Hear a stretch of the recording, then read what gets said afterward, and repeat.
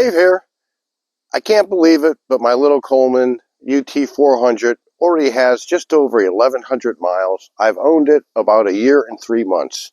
So in this video, we'll kind of go over what I've had to do to it, adjustments and so on, and give you an opinion on what I think it's, a good deal or a bad deal. So if you're thinking about buying one, or if you already own one, you might want to check out the video.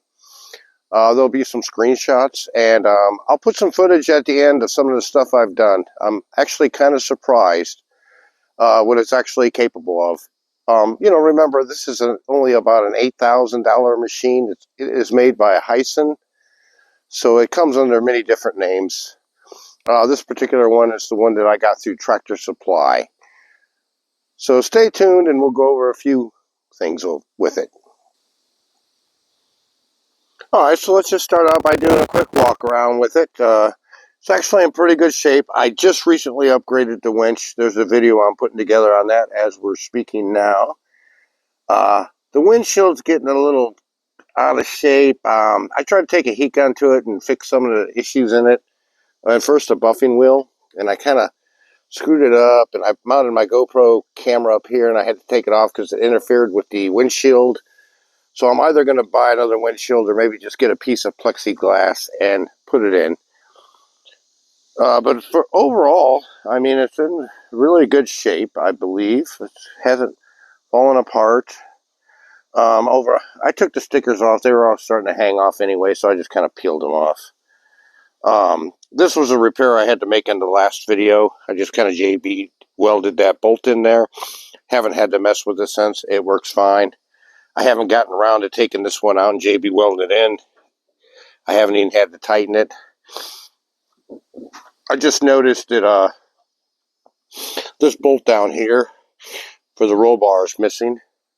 So it might be a good idea to go through and tighten up those roll bar bolts on yours if you have one of these. The one thing I had to replace on here since the last video, I did it about 200 miles ago. It was the radiator hose. It goes from the top part of the radiator here, and then it just kind of looped and went down and underneath the machine. I didn't want to wait for the Chinese one to come in, so I got this from Napa. Just cut it. It's kind of got a thick wall to it, and I just kind of really zip tied it in place right where the old one was. And like I said, that was about 200 miles ago. I haven't had an issue with it, so I'm pretty confident, and I bought enough to where I can replace the other side. I just haven't got around to it yet. One thing I would recommend, this was the solenoid from the stock winch.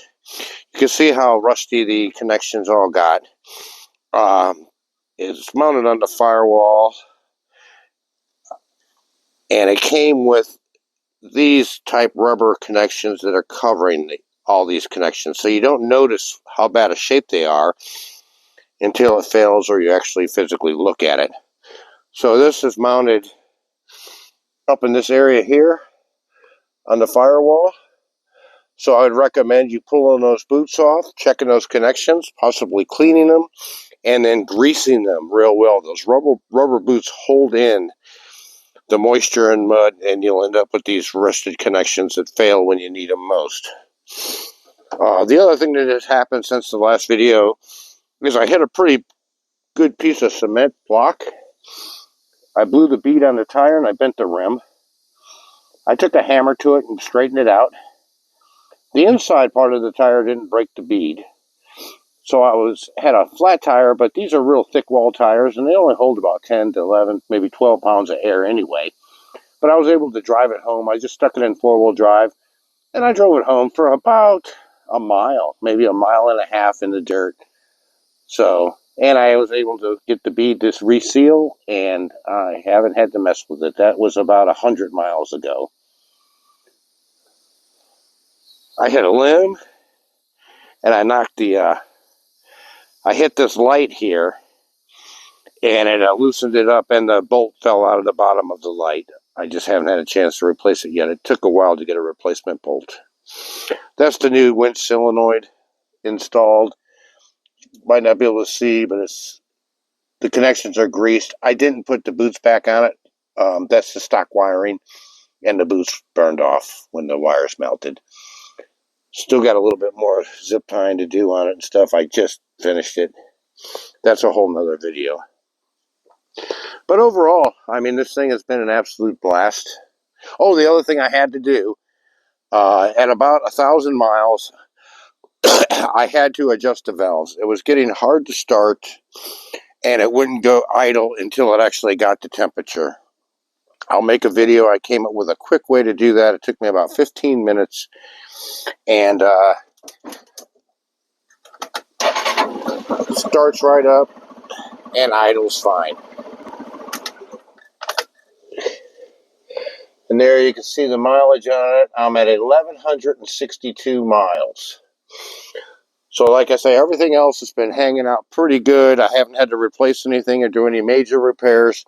I've probably given it about 3 oil changes. I've been trying to do it every 300 miles with the filter. I greased up all the different fittings and everything once. I wasn't able to grease up the U-joints, but I bought an adapter for my grease gun. I think I will be able to get that accomplished because it looks like you don't want to have to change the U-joints. It looks like that's going to be a lot of work. So anyway, overall, I mean, I would have to say this thing is well worth the money. And, you know, I would recommend it to anybody, but, you know, it's probably a good idea that you have some type of mechanical ability. And I think that holds true with even the more expensive brands. It just seems like everybody's always having to do minor adjustments here and there to keep them running smoothly. I've had to adjust the shifter linkage a couple of times right here. I made a couple videos on that. One is just a quick adjustment. Right now I'm having just a little bit of an issue getting it into reverse, so I'm going to address that real quick. And another thing I'm going to have to address here in the near future, I don't know if it's gotten worse or not, but if you notice the front end alignment is way off. That wheel is almost straight on this side, and if you come over here, it's definitely not straight. So what that'll do is it makes it tend to wander when you're going down the straightaway, especially in loose sand. You know, you're having to steer it. You're having to drive it to keep it in line. It just makes it more difficult to drive in a straight line. So that shouldn't be too big of a deal. I'm not sure if it's gotten worse or not. It's always been out of alignment to some degree. Not really a big problem unless you're really driving a lot on asphalt. You might burn out those front tires. You know, it doesn't help it on the dirt either, but I haven't noticed the tires really showing much wear considering the amount of miles I've put on it. So anyway, I'll try to post another video at about 15 to 1,600 miles, and we'll see how she holds up. But so far, so good. And other than just routine maintenance and the hose there, you know, it's been good to go. I just thought of another point. This will probably be a sloppier edit than what I normally do, but what I've been doing is, you know, every so often I engage the four-wheel drive, even if I don't need it, drive it around, and then slide the switch over and lock the differentials. Drive it around, turn, forward, backwards, keep everything moving, keep everything working, and then just turn it all off if you don't need it. But do that every so often. You know, it depends on how long your machine sits or whatever, but just do it whenever you think about it.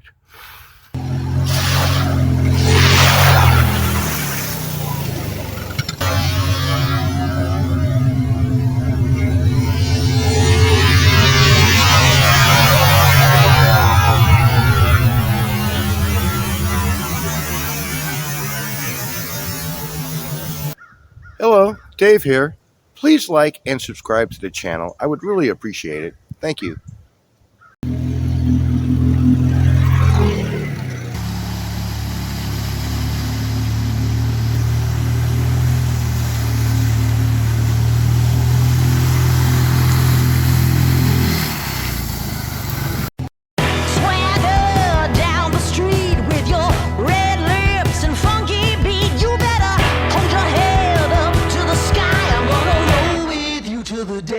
da.